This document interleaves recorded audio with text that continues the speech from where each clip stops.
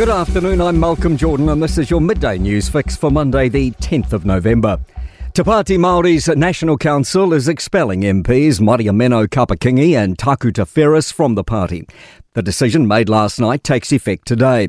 The National Board opted against other options like warning or suspending the MPs.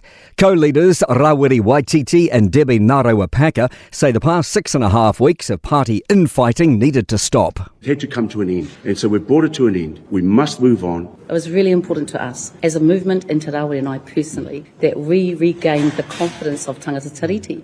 Rain has arrived at Ruapehu as a massive blaze continues to devastate Tongariro National Park. The fires ripped through 2,500 hectares of the heritage area, with hikers flown out and Whakapapa village evacuated. Planes and helicopters can't battle the fire from the air because of mist and low cloud, but ground crews continue. The Herald's Mike Scott says rain is setting in. The cloud's quite low, but what you can tell is there's smoke around. When I drove in here, it was quite dark, but you could smell the smoke that's wafting over the town here at Waimarino. The Justice Minister says New Zealand's soaring methamphetamine problem won't be taken down through one approach alone. The government's new action plan is eyeing up importation, distribution and demand. Paul Goldsmith says we need a broad-ranging approach to dealing with this scourge on society. This is not something you could use moderately. It's not something just to have a little dabble with. It's something to avoid at all costs, because some people, just one shot's enough to lead to a decades-long spiral. Chris Luxon says there's a conversation to be had about state asset sales heading into next year's election.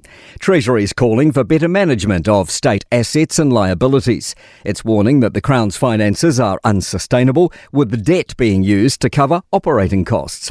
The Prime Minister told Mike Hosking New Zealand may need to consider asset recycling, something many countries like Singapore already do. The Cook Islands could slip away from New Zealand's influence as diplomatic tensions rise. Foreign Minister Winston Peters has now stopped almost $30 million in support, citing a breach of trust. It stems from Cook's Prime Minister Mark Brown signing a strategic partnership with China without consulting New Zealand.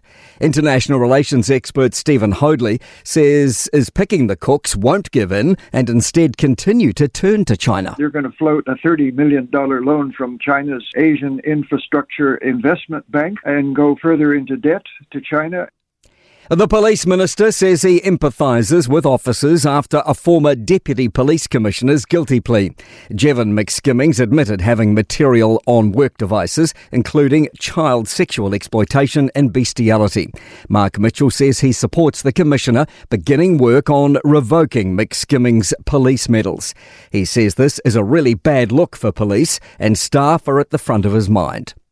To sport, Formula One driver Liam Lawson has finished 7th at the Brazilian Grand Prix. Lando Norris won from pole, extending his championship lead.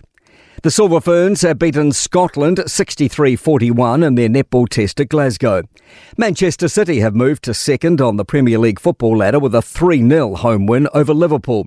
And Indian cricketer Akash Kumar Chowdhury has hit the fastest first-class 50 in 11 balls, playing a domestic match in Gujarat. I'm Malcolm Jordan. That's your latest news fix. We'll be back with the next update at 5 p.m. from the Newstalk ZB newsroom.